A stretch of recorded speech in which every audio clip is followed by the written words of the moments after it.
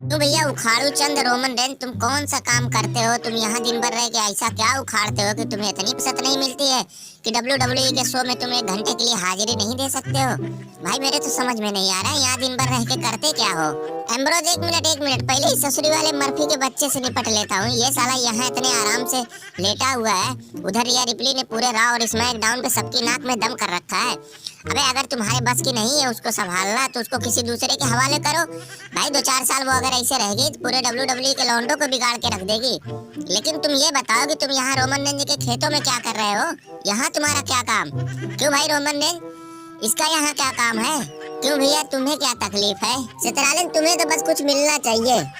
यहाँ कौन सी बात होनी थी, कितनी जरूरी बात करनी थी और तुम चले गए रिया रिप्ली के पीछे। भाई मर्फी देखो, तुम्हारे बस की अगर नहीं है तो चित्रालन को हवाले कर दो, इसका मुंह बंद रहेगा।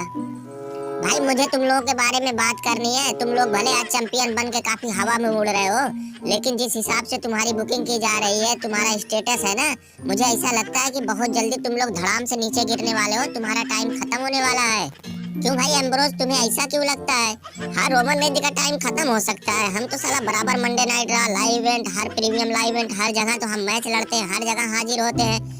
हमारा थोड़ी ना टाइम खत्म होगा, हमारा तो जलवा अभी 10-20 साल तक चलेगा। मुझे तो सबसे ज्यादा डर तुम्हारे ऊपर लग रहा है कि बहुत जल्दी तुम्हें अब कचड़े का ढेर बनाया जाएगा, क्योंकि जिस हिसाब का तुम्हारा कैरेक्टर है, तुम्हें तो अब पूरे WWE में कोई सीरियस ही नहीं लेता है। ये समझो कि तुम्हारे नाम का तेल निचोड़ा जा रहा है। WWE वाले सिर्फ तुम्हारे नाम का फायदा उठाकर तुम्हें चैंपियन बना दिए हैं। मुझे पक्का यकीन है कि इस बार अगर किसी के भी हाथ से तुम चैंपियनशिप हारोगे ना, तो बहुत लंबे समय तक के लिए तुम चैंपियनशिप की रेस से गायब भी हो जाओगे। भाई तुमको इस हिसाब का बना ही दिया गया, तुम्हें अब कोई सीरियस नहीं लेगा। तुम खुद देखो, बिल्कुल जोकरों वाली हरकत करते हो, बिल्कुल तुमने अपने आप को जोकर बना दिया है। हाँ यार एम्ब्रोज, तुमने तो ये बात बिल्कुल सही कही, लेकिन मेरा तो हिसाब किताब ठीक है यार। मेरे ऊपर क्यों तुम शक कर रहे हो?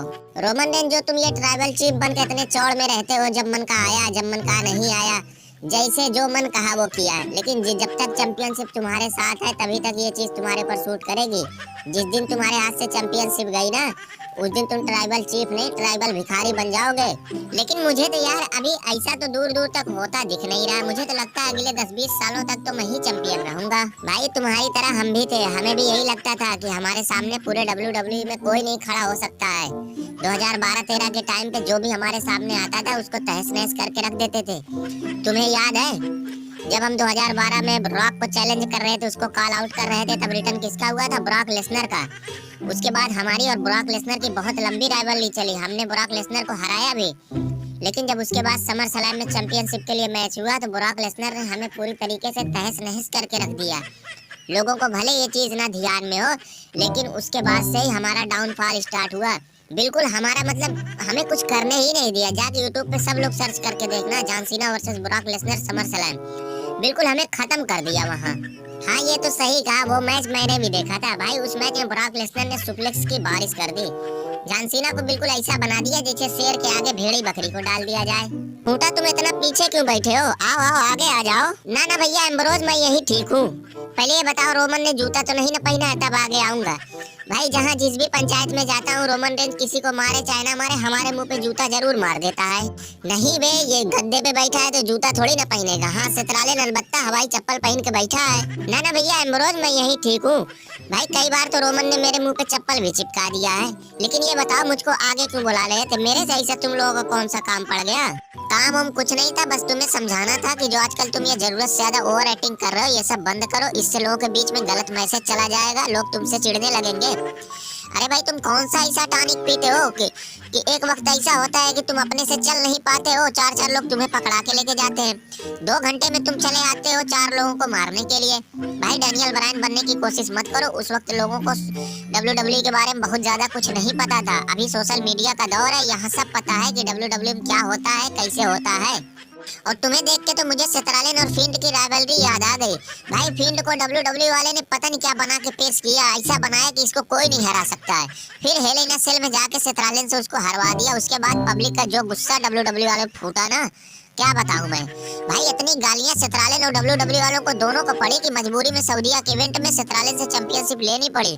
तुम्हारे पास तो चैंपियनशिप भी नहीं है, कहीं ऐसा ना हो कि तुम्हारा चिराग जलने से पहले ही ना बुझ जाए। टकलू, तुम्हें भी कुछ बोलना है तो बोल दो, क्यों ऐसे चुपचाप खड़े हो?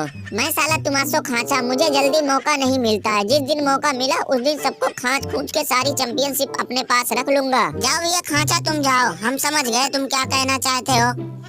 अरे यार एम्ब्रोज, हम लोगों को अपने क्राउन जूल में होने वाले मैच के बारे में भी बात करनी थी, लेकिन यहाँ ससुर इधर उधर की बातों में पूरा टाइम ही खत्म हो गया। चलो किसी दूसरे दिन देखेंगे। हाँ यार, टाइम तो बहुत ज्यादा हो गया, क्राउन जूल के बारे में भी बात करनी जरूरी थी, वहाँ भी तो देखना पड़ेगा क्या सिस्टम बैठता है, कैसे आना है, कैसे जाना है, कौन जीतेगा कौन हारेगा।